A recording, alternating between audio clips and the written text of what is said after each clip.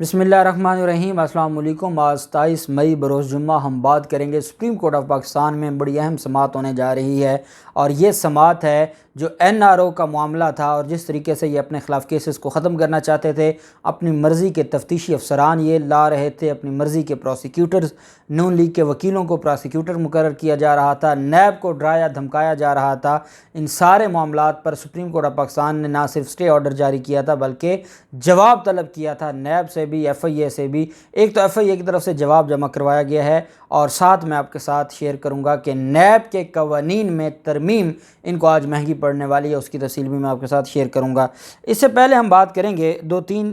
معاملات ہیں۔ ایک تو لاہور ہائی کورٹ کی طرف سے اہم فیصلہ سامنے آیا ہے پاکستان تحریک انصاف کے کارکنان کے حوالے سے، اور باقی بھی جو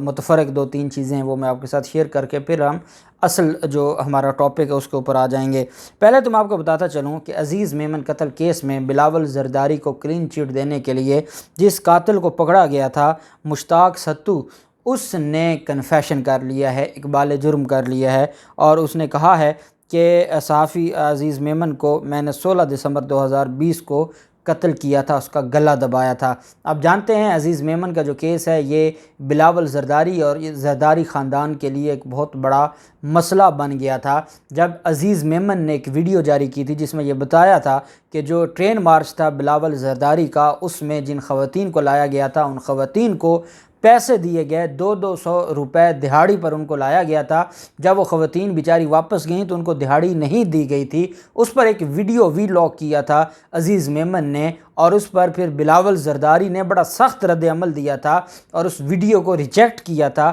اور کچھ ہی دن بعد عزیز میمن کی ہمیں لاش دیکھنے کو ملی تھی۔ پہلے یہ خودکشی بناتے رہے، خودکشی کے بعد جب پریشر بڑھا اور معاملہ سندھ ہائی کورٹ میں چلا گیا تو اس پر پھر انہوں نے ایک نیا میڈیکل بورڈ بنایا۔ میڈیکل بورڈ نے قبر کشائی کی، قبر کشائی کے بعد دوبارہ پوسٹ مارٹم ہوا اور یہ بات سامنے آئی کہ وہ خودکشی نہیں تھی بلکہ قتل تھا، اور اس کو قتل کیا گیا تھا، اور پھر بعد میں 6 لوگوں کو گرفتار کر لیا گیا، اور جس کو مرکزی ملزم بنایا گیا تھا اس نے اس کیس کے اندر جو آج کنفیشن دے دیا ہے اور اقبال جرم کر لیا ہے کہ میں نے ہی، اور ملزم کی نشاندہی پر مقتول کا پرس اور دیگر چیزیں بھی برآمد کی گئی ہیں، یہ بھی کہا گیا ہے پولیس کی طرف سے۔ اب مجھے یہ لگتا ہے کہ اس میں کلین چٹ دینی تھی، اور کلین چٹ دینے کے لیے یہ سارا معاملہ سامنے آیا ہے۔ دوسری طرف Rawalpindi bench Lahore high court کا اس نے بڑا اہم فیصلہ جاری کیا ہے۔ جسٹس سردار احمد نعیم صاحب نے جو شیخ رشید اور باقی جو قائدین تھے ان کی درخواست پر جو پاکستان تحریک انصاف کے کارکنان کو راولپنڈی اسلام آباد میں گرفتار کیا گیا تھا، ان کی رہائی کا معاملہ تھا، ڈاکٹر بابر اوان اور ایڈوکیٹ سردار عبدالرزاق خان عدالت میں پیش ہوئے، اور جو عدالت ہے انہوں نے پاکستان تحریک انصاف راولپنڈی کے ضلعی صدر اور ممبر صوبائی اسمبلی واسق قیوم عباسی نے عدالت میں پٹیشن دائر کی اور کہا کہ پولیس نے PTI اور عوامی مسلم لیگ کے سینکڑوں کارکنان کو پکڑا ہوا ہے۔ درخواست گزار نے عدالت میں کہا کہ ان کو رہا کیا جائے۔ جسٹس سردار احمد نعیم صاحب نے ضلعی انتظامیہ کو حکم دیا ہے کہ گرفتار کارکنان کو ہر حال میں چھوڑا جائے۔ سپریم کورٹ کا فیصلہ بھی سامنے رکھا گیا اور بتایا گیا کہ سپریم کورٹ نے جب حکم جاری کر دیا اور سپریم کورٹ نے کہا کہ ان کو رہا کیا جائے تو یہ کیسے ان کو مزید ڈیٹین کر سکتے ہیں، اور اس پر پھر عدالت نے بڑا ریلیف دے دیا ہے پاکستان تحریک انصاف کے کارکنان کو۔ جبکہ چیف جسٹس امیر بھٹی صاحب نے بھی آج بلایا چیف سیکرٹری کو بھی اور باقی جو ڈپٹی کمشنر لاہور کے تھے اور CCPO لاہور تھے، اور چیف جسٹس صاحب نے یہ شہری فرقان علی اور دیگر کی درخواست تھی جس پر سماعت ہوئی۔ CCPO لاہور بلال صدیق کمیانہ بھی عدالت میں پیش ہوئے، پنجاب حکومت کے وکیل بھی پیش ہوئے۔ سماعت کے دوران چیف جسٹس امیر بھٹی صاحب نے احکامات دیے کہ صوبے کے تمام ڈپٹی کمشنرز کو یہ حکم پہنچایا جائے کہ 3 MPO کے تحت جن کارکنان کو نظر بند کیا گیا تھا ان کو آج رات سے پہلے رہا کر دیا جائے۔ عدالت نے پنجاب حکومت کے وکیل کو کہا کہ صوبے کے تمام ڈپٹی کمشنر کو آج ہی فیکس کریں یہ آرڈر، اور ان سے کہیں کہ آج رات اگر آپ نے پاکستان تحریک انصاف کے کارکنان کو رہا نہ کیا تو صبح پھر آپ کے خلاف توہین عدالت کی کارروائی ہوگی۔ اور اس حوالے سے میں آپ کو بتاتا چلوں کہ پاکستان تحریک انصاف کے وکلاء کا کہنا ہے کہ انہوں نے رہا نہیں کیا، اس وجہ سے ہم توہین عدالت کی درخواست دائر کرنے جا رہے ہیں۔ وفاق کی حکومت ایک اور بلنڈر کرنے جا رہی ہے۔ 18ویں ترمیم میں خود صوبوں کو خود مختاری دی اور اب یہ کہتے ہیں کہ ان کو جو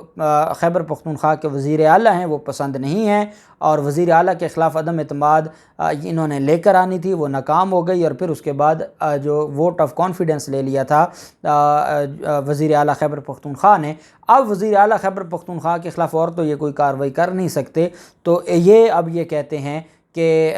جو وزارت داخلہ ہے ان کا یہ کہنا ہے کہ ہم نے قانونی ماہرین سے یہ رائے لی ہے کہ وزیر اعلیٰ خیبر پختونخوا نے وفاق پر چڑھائی کی ہے اور عہدے کا غیر آئینی استعمال کیا ہے۔ انہوں نے آئین کے مطابق عہدوں کا استعمال کیا ہے، جو آگے لوگوں کو زخمی کیا ہے، مارا ہے، انہوں نے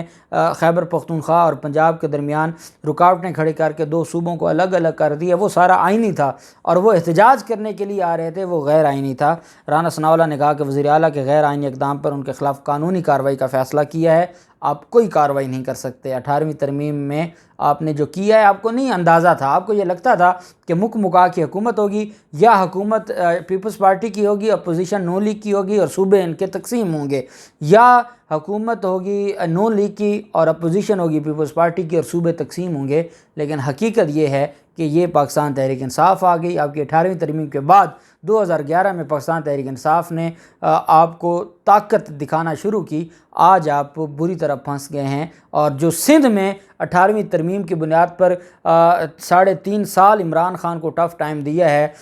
مراد علی شاہ نے، آج وہی وفاق انہی کی حکومت ہے، اور وہ کہتے ہیں کہ خیبر پختونخوا کے وزیر اعلیٰ کے خلاف کارروائی کریں گے، آپ سے نہیں ہو پائے گا، نہ آپ پہلے ان کو روک سکے ہیں اور نہ آپ ان کے خلاف کارروائی کر سکتے ہیں۔ اور ایک اور بات کہ پاکستان تحریک انصاف نے ایک احسن فیصلہ کیا ہے، جو کارکنان شہید ہوئے تھے ان کی مالی معاونت کا بھی فیصلہ کیا گیا ہے۔ آج پاکستان تحریک انصاف کی قیادت بھی گئی ہے۔ عمران خان کیونکہ اسلام آباد سے دوبارہ پشاور واپس چلے گئے ہیں، اور آپ جانتے ہیں کہ اگلے 4-5 دن جو انہوں نے 6 دن کا ٹائم دیا ہے وہ بڑا ہی کروشل ہے سیاسی لحاظ سے، انہوں نے بڑے فیصلے کرنے ہیں، ان کے رابطے ہیں اپنے قیادت کے ساتھ، اور انشاءاللہ ان کی طرف سے یہ کہا گیا ہے کہ جیسے یہ معاملات بہتر ہوتے ہیں وہ بھی اپنے کارکنان کے پاس پہنچیں گے۔ باقی آپ جانتے ہیں کہ پاکستان تحریک انصاف نے اس وقت تک بڑی بھاری مالی امداد کی ہے، اور اس پر میں یہ سمجھتا ہوں کہ یہ ایک اچھی ایک پیش رفت ہے۔ دوسری طرف جو سینئر پٹواری لفافہ خور جسے آپ کہہ سکتے ہیں طلعت حسین، اور طلعت حسین کے ساتھ جو باقی لوگ ہیں، انہوں نے کل ایک خبر دی کہ پاکستان تحریک انصاف نے میٹرو اسٹیشن کو جلا دیا ہے، اور باقاعدہ ٹویٹ کی ہے۔ اچھا، یہ 3 صحافی تھے، ٹویٹ ایک تھا، عنبر رحیم شمسی، مرتضیٰ علی شاہ جیو والا اور طلعت حسین، انہوں نے کہا کہ وہاں پر سارے کا سارا لوٹ پٹ گیا ہے، اور جو میٹرو اسٹیشن اس کو جلا دیا گیا ہے۔ ڈان نیوز نے آج حالانکہ وہ بھی انہی کے مینٹیلٹی کا ہے، لیکن انہوں نے آج یہ خبر چھاپی ہے کہ ان تینوں صحافیوں نے جھوٹ بولا ہے، کوئی نقصان نہیں ہوا اور کوئی ایسا وہاں پر عمل نہیں ہوا، اور انہوں نے جھوٹ پھیلایا ہے۔ جبکہ جو شیریں مزاری کی بیٹی ایمان مزاری ہے اس کے خلاف مقدمہ درج کیا گیا ہے، پاک فوج کی طرف سے یہ مقدمہ درج کروایا گیا ہے۔ مقدمے میں مدعی جو بنے ہیں وہ سید ہمایوں افتخار ہیں، لیفٹیننٹ کرنل فار جج advocate general headquarters Rawalpindi. پاک فوج خود اس میں مدعی بنی ہے۔ ایمان مزاری نے جو گالم گلوچ کی تھی قمر باجوہ صاحب کو، اس کے خلاف یہ مقدمہ درج کیا گیا ہے، اور اس میں یہ استدعا کی گئی ہے۔ اس میں جو دفعات شامل کی گئی ہیں، کرمنل انٹیمیڈیشن کی 505 اور جو 138 ہے جو آرمی اور آرم فورسز سے ریلیٹڈ ہے، ان دفعات کے تحت یہ مقدمہ درج کیا گیا ہے۔ اب کیونکہ آپ یہ بھی جانتے ہیں کہ اطہر من اللہ صاحب بڑی رسپیکٹ کرتے ہیں اور بڑی آنر دیتے ہیں، اور بڑا بہادر اور لائق فائق وکیل سمجھتے ہیں ایمان مزاری کو، تو اب دیکھتے ہیں کہ یہ معاملہ کس طرف جاتا ہے، کیونکہ مدعی اس میں پاک فوج ہے۔ دوسری طرف سپریم کورٹ آف پاکستان میں آج بڑی سماعت ہونے جا رہی ہے، جو سو موٹو لیا تھا جسٹس مظہر علی اکبر نقوی صاحب کی خط پر، اور اس میں یہ کہا گیا تھا کہ میڈیا رپورٹس آ رہی ہیں کہ یہ موڈیفیکیشن کر رہے ہیں نیب قوانین میں، اور باقی بھی چیزیں تھیں، اس پر عدالت نے سٹے آرڈر جاری کیا تھا، نیب سے FIA سے رپورٹ طلب کی تھی، اور تمام ایڈوکیٹ جنرلز اور اٹارنی جنرل کو طلب کیا ہوا تھا، سیاسی جماعتوں کو بھی طلب کیا ہوا تھا۔ 5 رکنی بینچ ہے، آج 27 مئی کو انہوں نے جواب طلب کیا ہوا تھا، FIA نے اپنا جواب جمع کروا دیا ہے۔ FIA کی طرف سے کہا گیا ہے کہ جو FIA نے کہا ہے کہ وزارت داخلہ سمیت کسی ادارے نے بھی کیسز میں مداخلت نہیں کی۔ فاروق باجوہ کو ایف آئی اے کی درخواست پر پروسیکیوٹر تعینات کیا گیا ہے۔ ایف آئی اے نے اپنی رپورٹ میں کہا کہ حکومت عدالتوں اور اداروں کی سفارشات پر ای سی ایل میں نام ڈالا جاتا ہے۔ حکومت کی جانب سے حال ہی میں ای سی ایل رولز میں ترمیم کی گئی، وہ ای سی ایل رولز بھی کل پیش ہوں گے اور ہو سکتا ہے کہ سپریم کورٹ آج پیش ہوں گے، اور ہو سکتا ہے کہ سپریم کورٹ ان رولز کو کالعدم قرار دے کیونکہ اس کی وجہ سے ساروں نے اپنے آپ کو ای سی ایل سے، رانا ثناءاللہ نے اپنے آپ کو ای سی ایل سے نکال لیا، شہباز شریف نے اپنے آپ کو ای سی ایل سے نکال لیا، اور ایک پورا ہزاروں لوگوں نے اس سے فائدہ اٹھایا۔ اور عدالت میں انہوں نے کہا کہ انہی ترمیم شدہ ای سی ایل رولز کی وجہ سے ہم نے